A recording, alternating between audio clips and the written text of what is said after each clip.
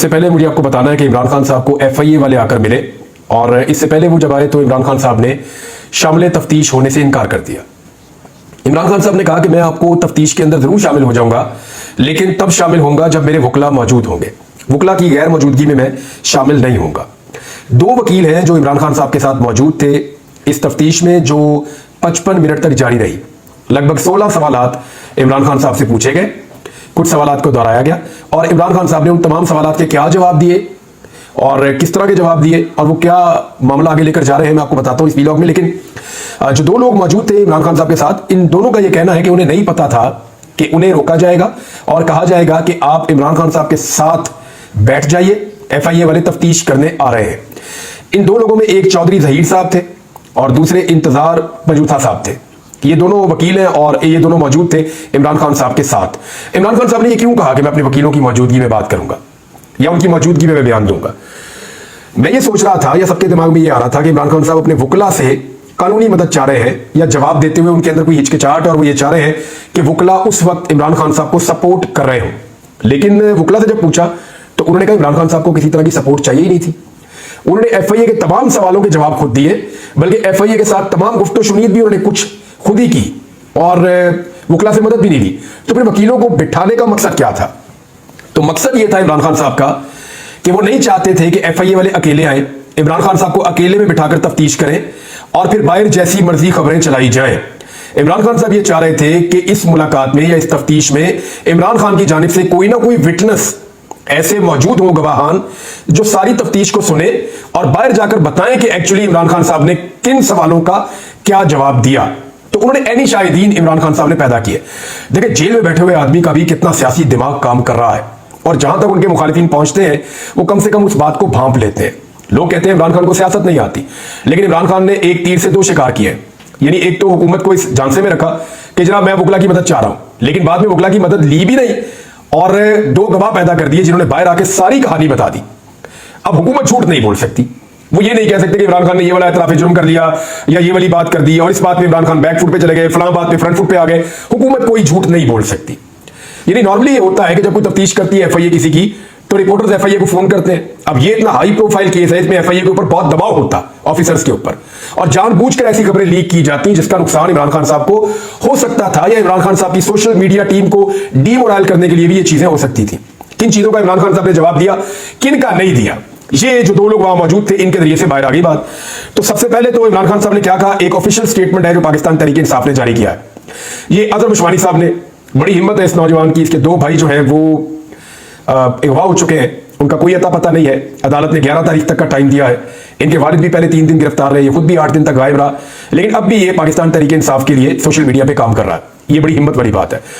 तो अजहर उस्मानी ने कहा, और उनके वालिदैन बीमार भी हैं, इन्होंने बताया एफआईए के तफ्तीशकारों की अडियाला जेल में बानी तहरीक इंसाफ इमरान खान साहब से मुलाकात। इमरान खान साहब का जो एक्स के ऊपर पोस्ट की जाने वाली हमूद रहमान कमीशन रिपोर्ट के मंदरजात पर मुश्तमिल वीडियो के हवाले से सवाल जवाब किया गया।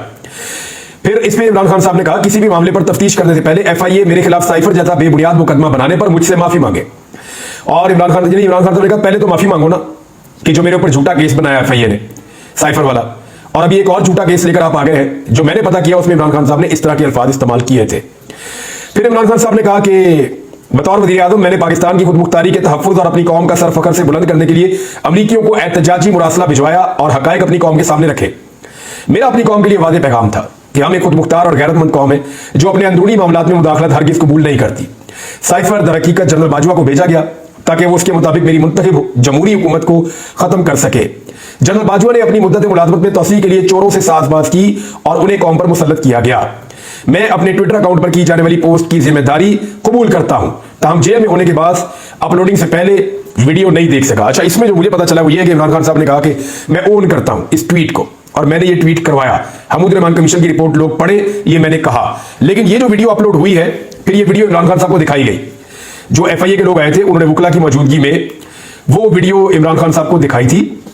इमरान खान साहब वीडियो देखते जा रहे थे और आधी से ज्यादा वीडियो देखते हुए ये कह रहे थे इसमें मुझे तो कुछ गलत नहीं नजर आ रहा, इसमें तो कुछ गलत नहीं है। लेकिन पूरी वीडियो देखने के बाद जब उनसे सवाल किया गया कि जी अगर आप के नुक्ता नजर के मुताबिक ये वीडियो अपलोड हुई है तो आप बता दें कि क्या आप इस मुकम्मल वीडियो से मुत्तफिक हैं। तो इस पर इमरान खान साहब ने जवाब दिया कि देखें, अगर ये वीडियो, क्योंकि मैंने तो देखी नहीं, अपलोड होने से पहले हमीदुर रहमान कमीशन की रिपोर्ट लोग पढ़े, ये मैं चाहता हूं। लेकिन ये वीडियो अपलोड होने से पहले अगर मैं देखता तो मैं इसके अंदर कुछ तब्दीलियां जरूर करवा देता। ये बात इमरान खान साहब के साथ जो दो लोग मौजूद थे उन्होंने इसकी गवाही दी है कि इमरान खान साहब ने कहा कि अगर ये मुझे पहले दिखाई गई होती वीडियो तो मैं इसमें कुछ ना कुछ तब्दील कर देता, लेकिन इसमें इमरान खान साहब ने डिलीट करने से इनकार किया है। यानी जो पार्टी के अंदर से खबर आई हुई है कि इसको डिलीट नहीं किया जाएगा, वीडियो को मजीद मुअस्सर करने के लिए मैं उसको तब्दील कर सकता था, इमरान खान साहब ने यह कहा। हमीदुर रहमान कमीशन रिपोर्ट हमारी कौमी तारीख के अलमनाक हादसे के असबाब और वजूहात और किरदारों का अहाता करती है। इमरान खान साहब ने कहा कि दो वजूहात हैं कि आपने रिपोर्ट बनवाई। नंबर एक, जिम्मेदारों का तयन हो। नंबर दो, गलतियों की निशानदेही और आइंदा गलतियां ना हो। फिर हमीदुर रहमान कमीशन रिपोर्ट के पैरा में जनरल याह्या खान पर जितनी तनकीद की जाती है वो उनकी सियासी फैसला साजी पर की जाती है। मशरकी पाकिस्तान में तैनात जनरल याकूब और एडमिरल एहसन, ये इमरान खान साहब ने दो लोगों के नाम लिए जिन्होंने इस्तीफा दे दिया था, उनको मुस्ताफी होना पड़ा था क्योंकि उन्होंने मना किया था फौजी ऑपरेशन से जनरल याह्या को, और फिर वो इस्तीफा दे गए थे। अब उन्होंने कहा जी कि जो पाकिस्तान का दस्तूर या आईन है वो फौज को सियासत से मुकम्मल तौर पर अलग रहने का पाबंद बनाता है ताकि तनकीद से फौज महफूज रहे और अपने पेशा वाराना फराइज सर अंजाम दे। हमीदुर रहमान कमीशन रिपोर्ट ने वादे तौर पर बयान किया कि जनरल याह्या खान पूरी तरह सियासी फैसला साजी कर रहे थे।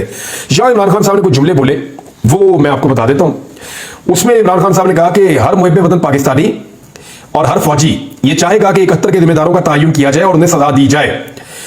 और 4 साल तक इस रिपोर्ट पर काम हुआ था, जिसमें हमीदुर रहमान साहब के अलावा लाहौर हाई कोर्ट और सिंध हाई कोर्ट के चीफ जस्टिस भी उसके मेंबर थे। ये इमरान खान साहब ने कहा। फिर इमरान खान साहब ने एक और बात की, उन्होंने कहा कि कल जो है इस सारे साने की वजह से मुल्क टूटा था। यानी जैसे जमहूरियत के ऊपर मैंडेट के ऊपर शब खून मारा गया, किसी और की हुकूमत थी, किसी और को दे दी गई, तो बदतरीन धांधली के नतीजे में कल मुल्क टूटा था। आज इकॉनमी तबाह बर्बाद हो जाएगी और नुकसान इकॉनमी का होगा, और ये भी मुल्क का बहुत बड़ा नुकसान है। तो इमरान खान साहब ने कहा कि आज का नुकसान ये होगा, कल मुल्क टूट गया था। फिर उन्होंने कहा आर्मी चीफ अगर सियासत में आता है तो फौज के पीछे नहीं छुप सकता। ये जनरल याह्या का हवाला देते हुए इमरान खान साहब ने कहा। उन्होंने कहा इससे मुल्क को, जमहूरियत को नुकसान होता है। फौज या इदारे को नहीं कह रहे, हम जो बात कह रहे हैं वो फर्द वाहिद के बारे में बात हो रही है। हमीदुर रहमान कमीशन में ऐसे बात हो रही है, किसी इदारे के बारे में बात नहीं है। जिम्मेदारी जो है वो एक शख्स के ऊपर है। उन्होंने बाद में बताया कि बाद में खुद फौज ने याह्या खान को फारिग किया था, और हम ये चाहते हैं कि इस सानहे से सबक सीखा जाए। सियासी फैसलों पर पूरी दुनिया में तनकीद की जाती है और जमहूरियत सियासी फैसलों पर तनकीद को मुकम्मल तहफ़्फ़ुज़ फराहम करती है। उन्होंने कहा फौजी सरबराह किसी इंतखाबात या रेफरेंडम के जरिए अपने ओहदे पर नहीं आता, चुनाचा उसका खुद को और इदारे को सियासत और सियासी फैसलों से अलग रखना फौज के मफाद में होता है। आज आइन भी इसी का हुक्म देता है। और फिर उन्होंने कहा जी सियासी फैसले करने से सियासी दायरे में आ जाते हैं लोग, और वो नहीं होना चाहिए। फिर इमरान खान साहब ने मैंडेट की बात की, 70 से आज के हालात के मुमासलत की बात की। उन्होंने कहा 70 के वाकयात और आज के हालात के माबैन गैर मामूली मुमासलत हर जी शऊर पाकिस्तानी के लिए तशवीश की वजह है। 70 में मुल्क 2 टुकड़े हो गया तो आज हमारी मईशत जमीन बोस हो चुकी है, जबकि इसमें बेहतरी के इम्कानात कम से कम होते चले जा रहे हैं। फिर उन्होंने कहा कि SIFC के जरिए मईशत को अपने पैरों पर खड़ा करने की कोशिश बुरी तरह नाकाम हुई। पाकिस्तान तहरीक इंसाफ ने वैसे ये बात नहीं बताई, लेकिन इमरान खान साहब ने एक और चीज भी पूछी। उन्होंने कहा जी कि FIA सुराग लगाए कि अजहर मुशवानी के भाइयों को किसने किस जुर्म में अगवा किया। सोशल मीडिया वर्कर्स हमारे हीरोज और कौम का असासा है, उनकी और उनके अहले खाना की हरासगी का सिलसिला बंद होना चाहिए। मुल्क की मईशत की बेहतरी के इम्कान तभी पैदा होंगे जब अवामी मैंडेट का एहतराम किया जाएगा और फैसला साजी अवामी मैंडेट के हामिल जमहूरी नुमाइंदों को सौंपी जाएगी। इमरान खान साहब ने एक और बात की। उन्होंने कहा कि जो टीम आई थी उन्होंने पूछा जी कि आपकी सोशल मीडिया टीम जो है वो कहां है और उन तक पैगाम कैसे जाता है, उसमें कौन लोग हैं। तो ये जो पहले वाले 2 हिस्से थे कि सोशल मीडिया टीम कहां है, उन तक पैगाम कैसे जाता है, कौन लोग हैं, तो इस पे जो है इमरान खान साहब ने कहा कि don't put words into my mouth, कि ये अल्फाज जो है वो आप अपने मेरे मुंह में ना डालें। बड़ा क्लियरली इमरान खान साहब ने कहा।